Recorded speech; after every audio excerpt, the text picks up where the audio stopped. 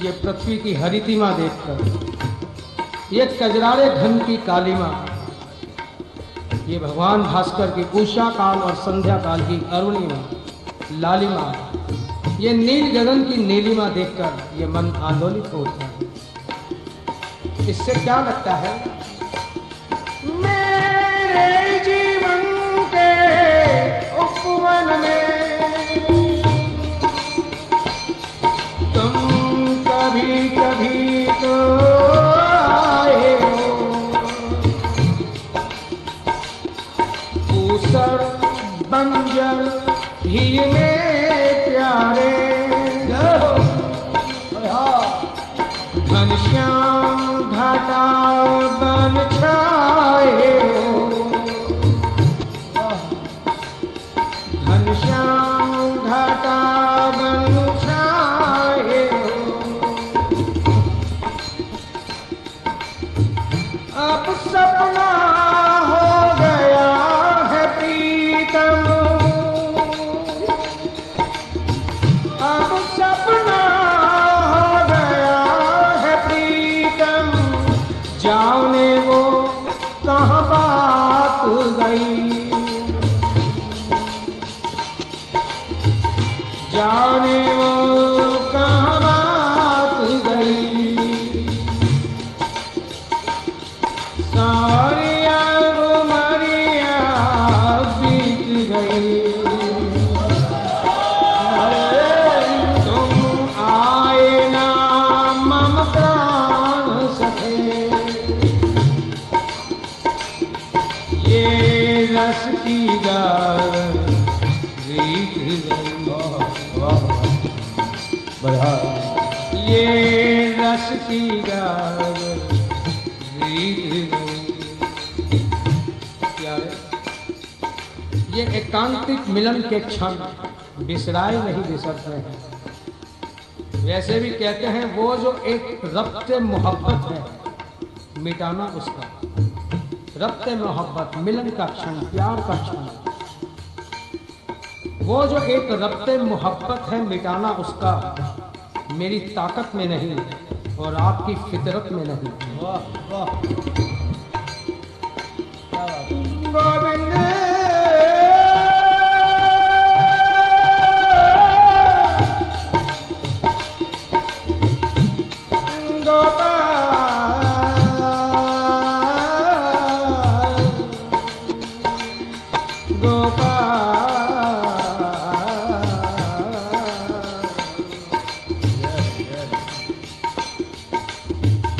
अब तो याद तुम्हारी प्यारे,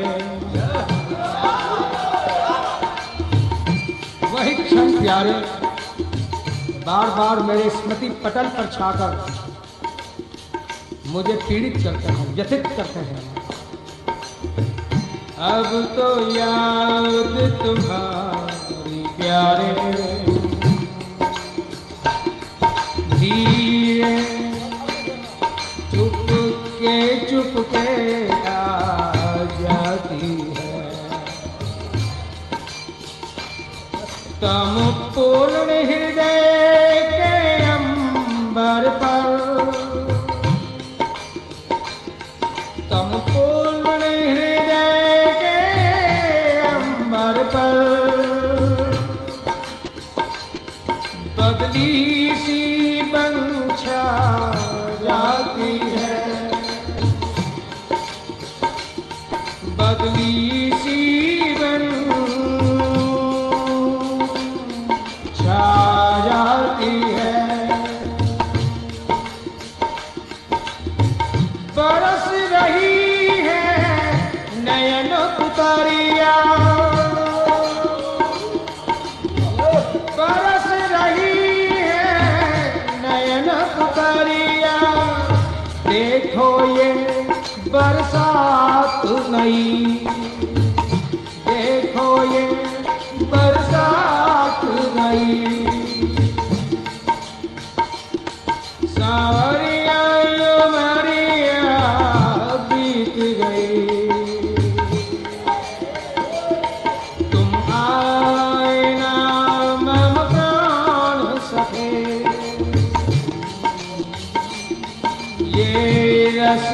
गाय रीत गई, ये रस की गाय रीत गई। केशवा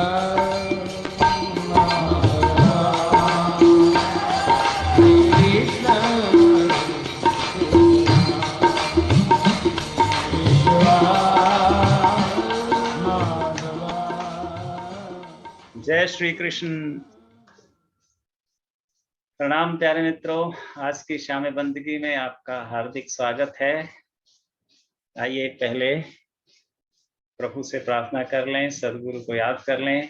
दोनों हाथ घुटनों पर, अंगूठा और पहली उंगली मिली हुई ज्ञान मुद्रा बना लें। कमर और गर्दन आसानी से जितनी सीधी हो सके, आंखें हल्के से बंद कर लें। अपनी आती जाती सांसों का स्मरण करें। Remember your breaths coming in, going out. देखें सांस आ रही है, नथनों से टकराती हुई, गले से होकर पेट को फुलाती, 2-4-5 सेकंड रुकती है, वापस चली आती है, गले से, नाक से, नथनों से टकराती हुई बाहर। पेट थोड़ा अंदर जाता है और वापस भीतर आती है। अस्तित्व का अमूल्य उपहार है,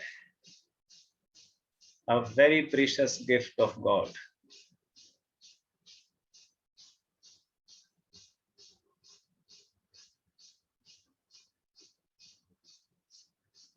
धीमी लंबी गहरी सांस लें और 3 बार अस्तित्व, सद्गुरु और स्वयं के प्रति अहोभाव व्यक्त करने के लिए ओंकार का उच्चारण करेंगे।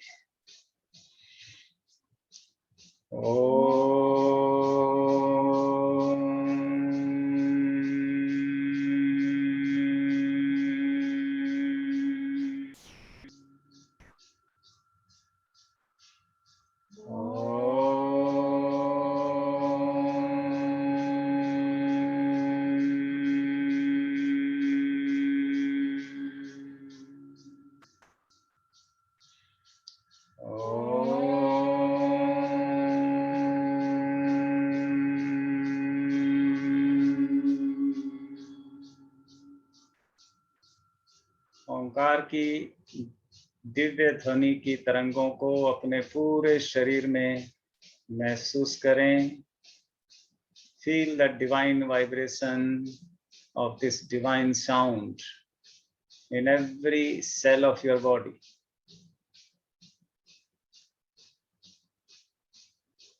भाव करें कि मेरे सारे आदि दैविक, देहिक और भौतिक दुख समाप्त हो रहे हैं। शरीर, मन और बुद्धि स्वच्छ और पवित्र हो गई।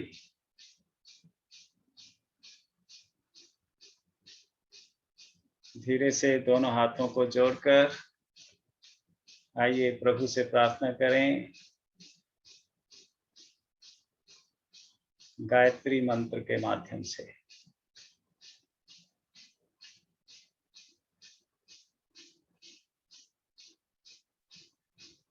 गायत्री मंत्र का एक बार उच्चारण करेंगे। ओम तत्सवितुर्वरेण्यं भर्गो देवस्य धीमहि धियो यो न प्रचोदयात्।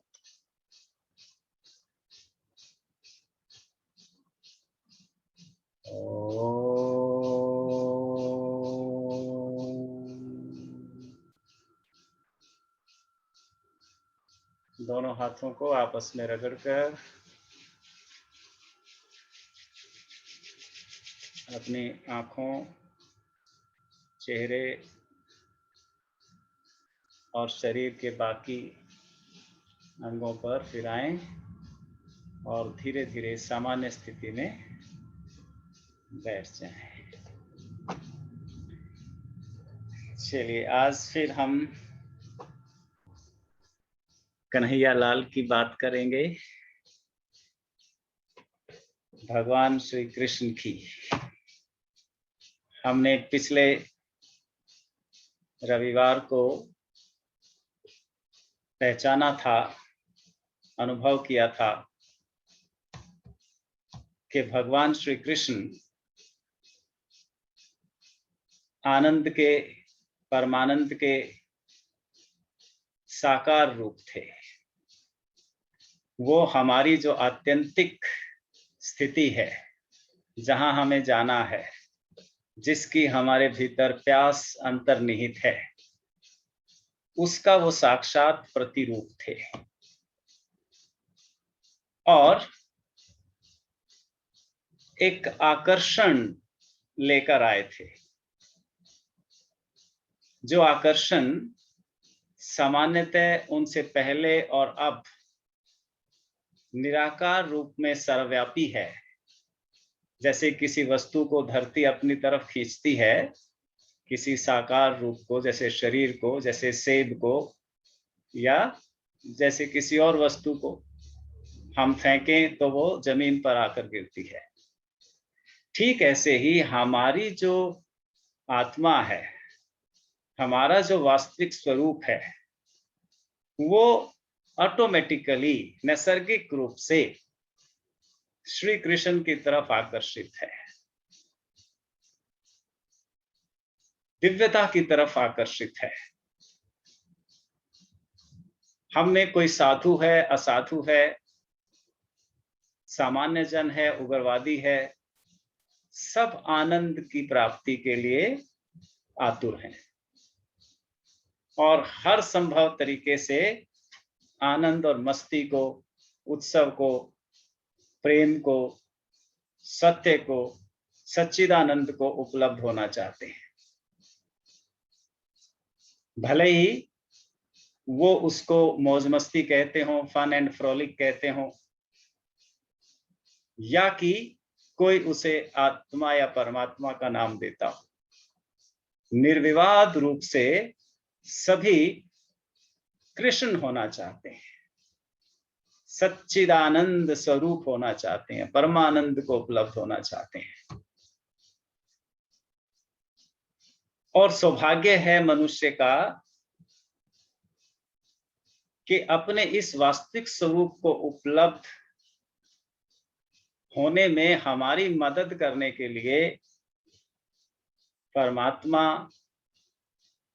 जो कि निराकार है, उस रूप में सद्गुरुओं, परम गुरुओं, ऋषि मुनियों, वेदों, पुराणों, गीताओं जैसे पवित्र ग्रंथों के माध्यम से हमें उस तरफ इंगित कर रहे हैं, हमारा हाथ पकड़कर उस तरफ ले जाने की कोशिश कर रहे हैं। लेकिन ये विडंबना है, दुर्भाग्य है कि कोई 1 करोड़ों में चल पाता है, प्राप्त करता है, उपलब्ध हो पाता है अपने कृष्णत्व को। उस दिन हमने कृष्ण की कथा से, प्रतीकों के माध्यम से हमारे ऋषि मुनि, हमारे पूर्वज हमें क्या बताना चाह रहे थे, क्या दिखाना चाह रहे थे, कौन सा दर्शन हमारे भीतर दर्शन करने की क्षमता पैदा करना चाह रहे थे, उस पे हमने बात की थी। हमने जाना था कि भगवान कृष्ण स्वयं साक्षात आनंद स्वरूप हैं और उनकी जो माता देवकी थी, वो शरीर के रूप में स्वयं प्रकृति थी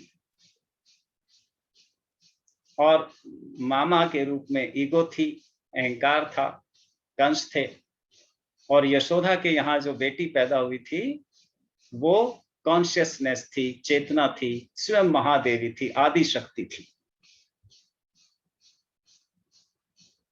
और भगवान कृष्ण जब देवकी मां से उत्पन्न हुए थे तो वो स्वयं आनंद थे, और जैसे कि उस देवी ने, जिसे कि कंस ने उठाकर पटकने की कोशिश की थी, कहा था कि तुम्हारा मारने वाला पैदा हो चुका है, जिसके द्वारा तुम्हारा नाश होना है, ईगो का जिसके द्वारा नाश होना है वो पैदा हो चुका है। किसके द्वारा नाश होना है ईगो का? कॉन्शियसनेस के द्वारा, जागरूकता के द्वारा, सजगता के द्वारा, चैतन्य के द्वारा, चेतना के द्वारा वो जा चुका है यशोदा के पास। और ईगो की पकड़ में कॉन्शियसनेस नहीं आती। कंस की पकड़ से वो जो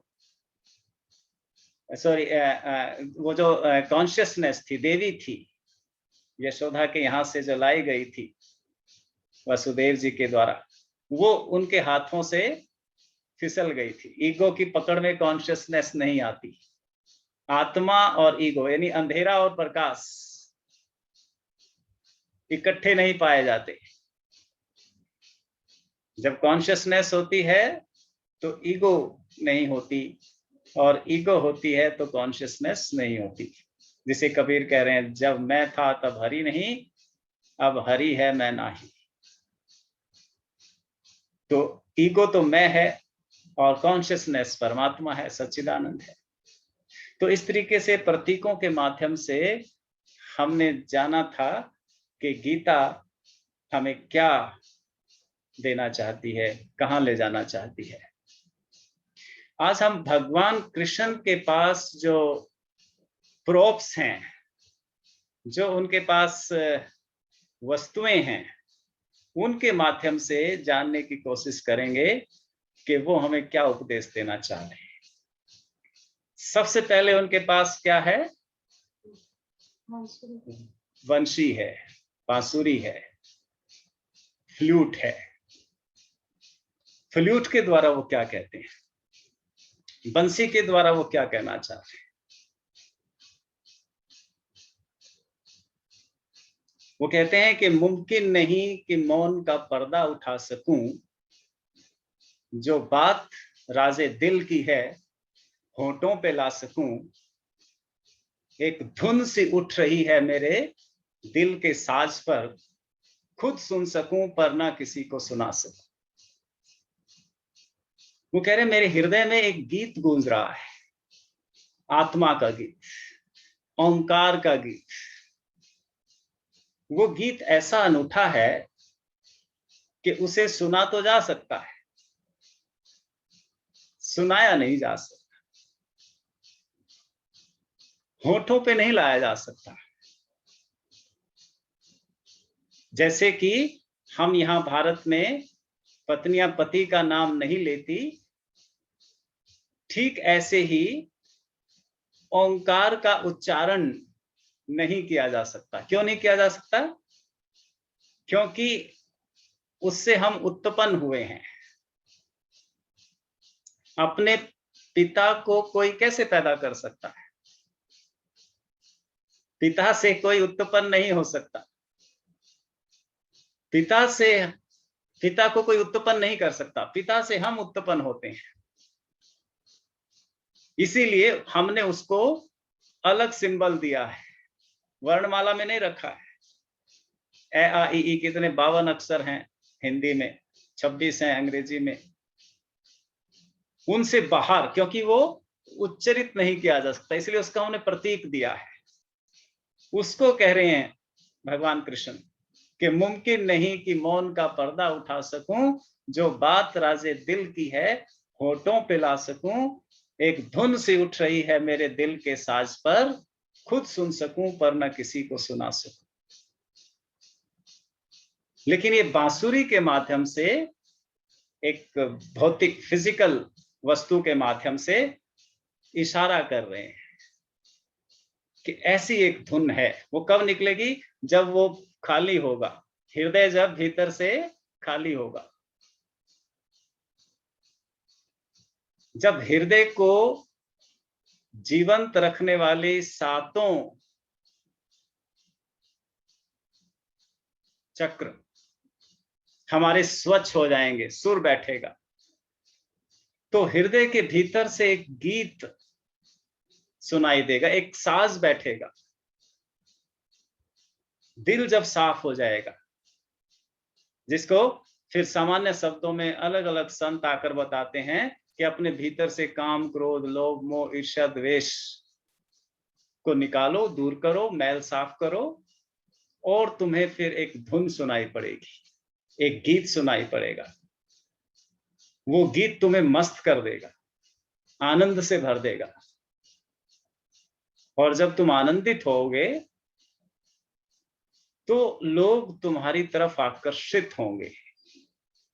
दुखी आदमी से लोग परे भागते हैं, लेकिन जब तुम आनंदित होते हो, जब तुम गीत गाते हो, जब तुम नाचते हो, तो लोग तुम्हारी तरफ आकर्षित होते हैं। एक कृष्णत्व, एक चुंबकत्व पैदा होता है भीतर, आकर्षण पैदा होता है। एक तो वो ये कह रहे हैं बांसुरी के माध्यम से कि अपना गीत सुन लो, अपने को पहचान लो, आत्मा को जान लो, आत्मस्थित हो जाओ, तुम वास्तव में क्या हो। जिसको फिर अष्टावक्र समझा रहे हैं जनक को, देह हूं मैं नहीं, देह मेरी नहीं, हे जनक जिसने जाना है योगी वही। इस देह के भीतर जो मेरा वास्तविक होना है, जहां एक गीत, song of my self, American कवि वॉल्ट विटमन लिखते हैं, जब उनको वो गीत सुनाई पड़ता है, जब हृदय साफ हो जाता है, स्वच्छ खाली, वो लिखते हैं सॉन्ग ऑफ माई सेल्फ, मेरे होने का गीत। और जब हम अपने वास्तविक स्वरूप में चले जाते हैं तो हमें पता चलता है कि सब मेरा ही स्वरूप है। जैसे मैं परमात्मा का प्यारा एक अंश हूं, ऐसे ही घास का तिनका भी। वो कहते हैं a blade of grass is a handkerchief of God. घास का छोटा सा तिनका भी भगवान का उतना ही प्यारा है, उतना ही वो उसे अपने पास सहेज कर रखता है, पॉकेट में रखता है, रुमाल की तरह, जैसे उसने हमें संभाला हुआ है।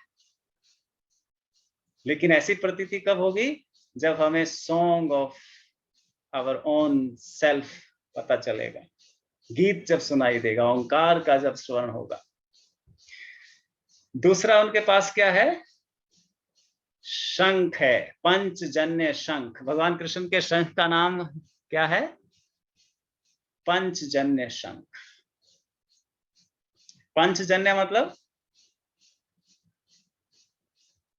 पृथ्वी, आकाश, जल, अग्नि, वायु, इनसे उत्पन्न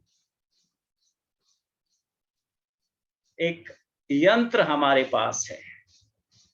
वो क्या है? ये पूरा psychosomatic system, body, mind, heart, इससे वो ध्वनि पैदा होगी। कैसे? सारी इंद्रियां इन पंचजन्यों से, पांचों से जन्मी है। हमने एक दिन डिटेल में सत्संग किया था। आकाश से, ईथर से हमारे भीतर शब्द है, वाणी है, और वायु से हमारे भीतर स्पर्श करने की क्षमता है, टच, स्किन है हमारी, वो वायु से पैदा हुई है। फिर अग्नि से हमारा रूप है, द फॉर्म, ढांचा जो हमारे पास है, स्वरूप जो हमारा है, वो अग्नि से उत्पन्न हुआ है। और जल से हमारे भीतर रस है, स्वाद लेने की क्षमता है, हम स्वाद ले पाते हैं। और इसी तरह पृथ्वी से गंध की अनुभूति होती है। तो ये पंचजन्य, ये शंख है हमारा, इससे हम उद्घोष करते हैं अपने होने का। अहम, मैं हूं, अहम ब्रह्मास्मि, मैं ब्रह्म हूं। ये पंचजन्य शंख फूंका है हमने इस पृथ्वी पर आकर।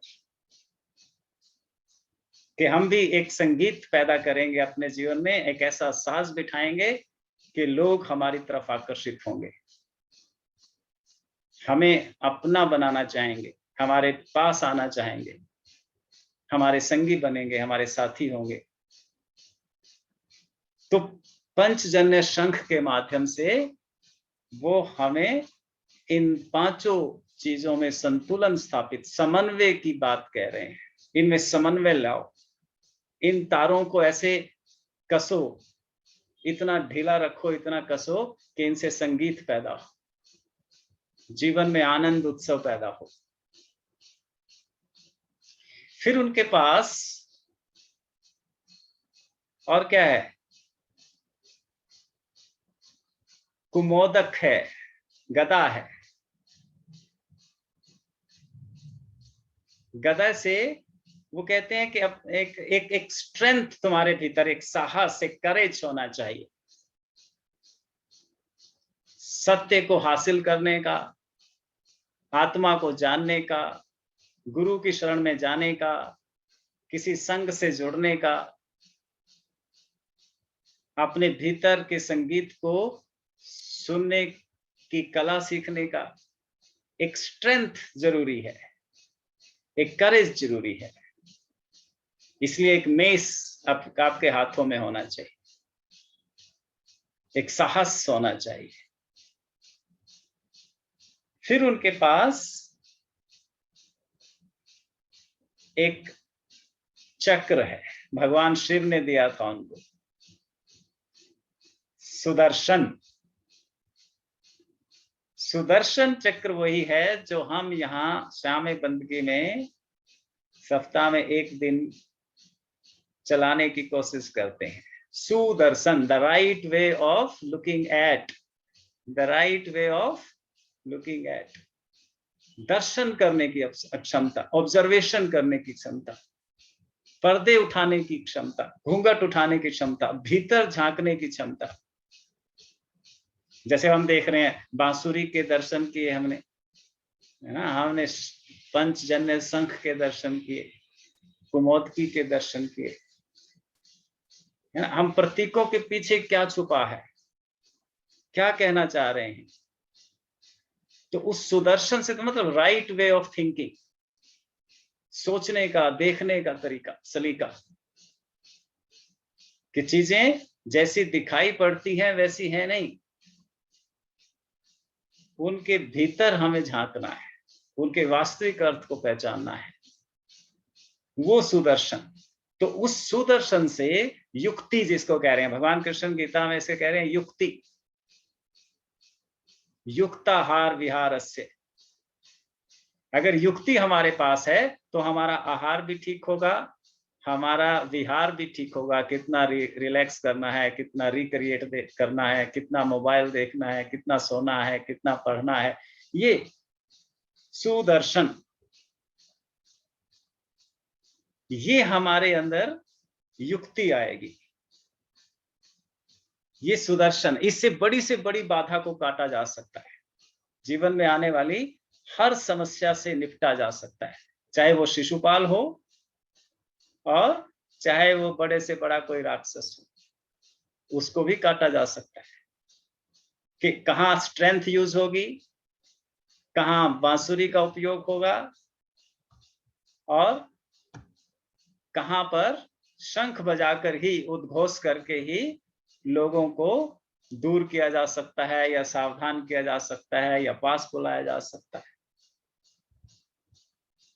और फिर उनके हाथ में एक कमल का फूल है, लोटस फ्लावर,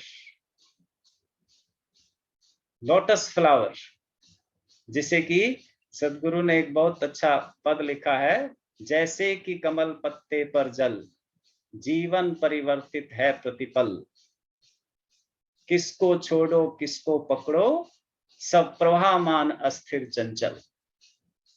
ये उपदेश दे रहे हैं कि जैसे कि कमल पत्ते पर जल होता है, प्रवाहमान है, अस्थिर है, चंचल है,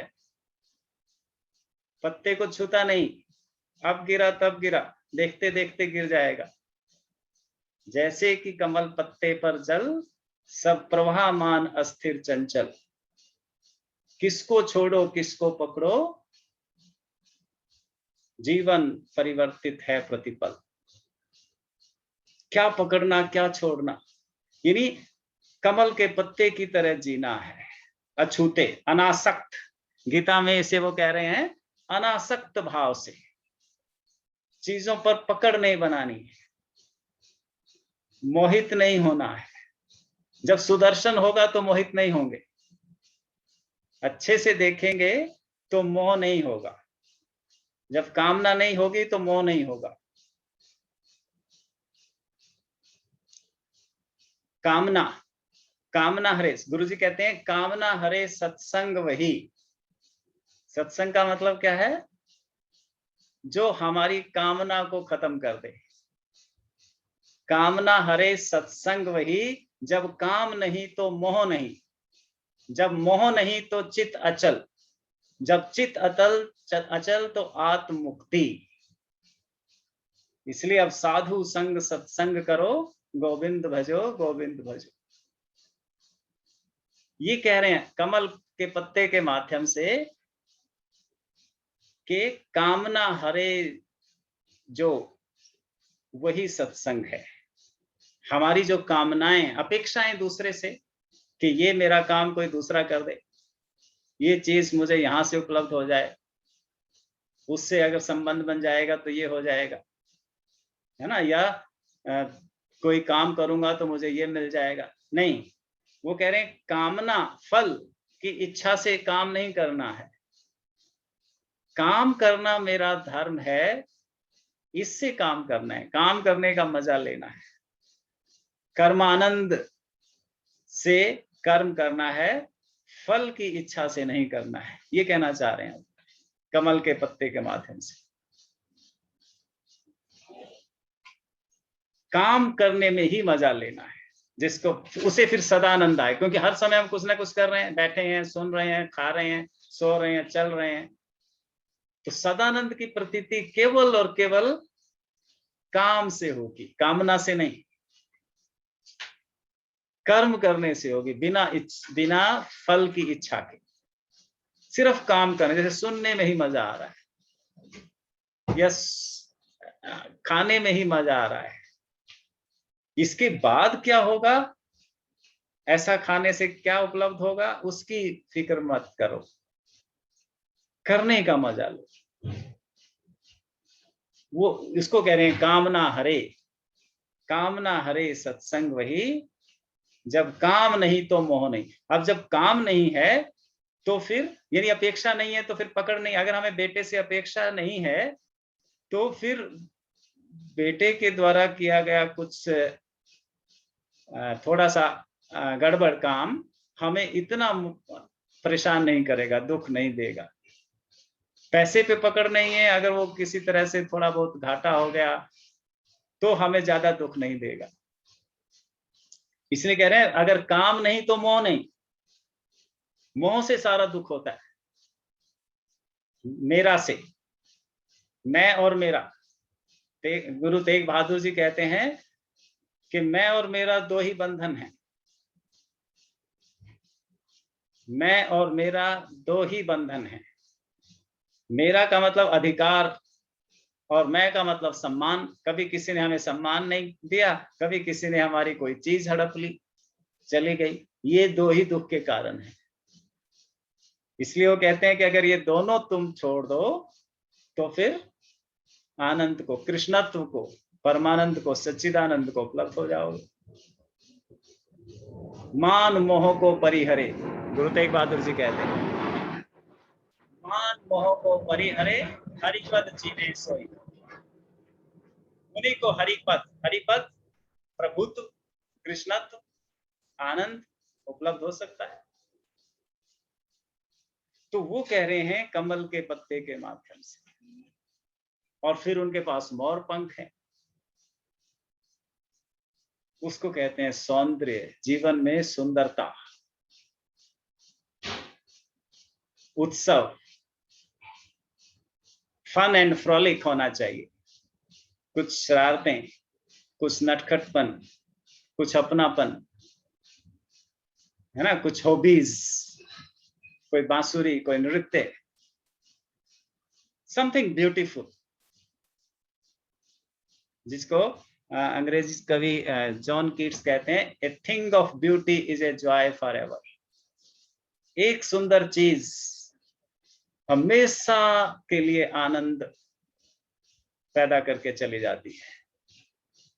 भगवान कृष्ण पैदा हुए, आज तक आनंद दे रहे हैं, आज तक मस्ती दे रहे हैं, आज तक हृदय में पुलक पैदा करते हैं, नृत्य को उजागर कर रहे हैं, उत्सव पैदा कर रहे हैं।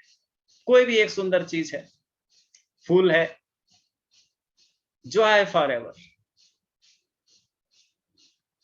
तो एक ऐसी कोई सुंदर चीज अगर हमारे जीवन में है तो वो हमें इस पृथ्वी से बांध के रखती है, वो हमें कृष्ण होने की प्रेरणा देती है, वो हमें निरंतर संघ से जुड़े रहने के लिए, गोविंद से जुड़े रहने के लिए, सद्गुरु को देखने के लिए प्रेरित करती है।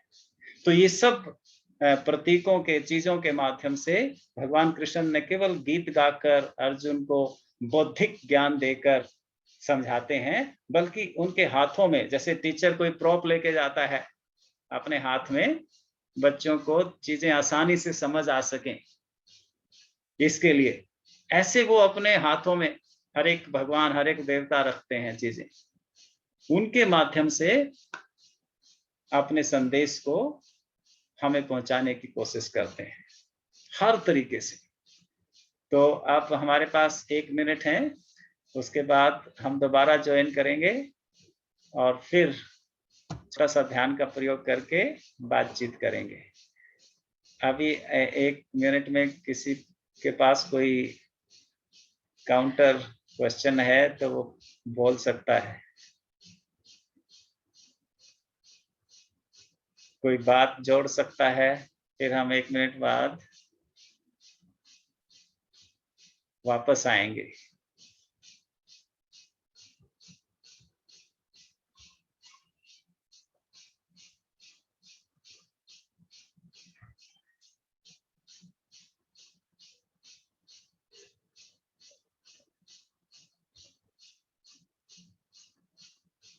राजीव जी कोशिश कर रहे हैं अनम्यूट करने की। चलिए,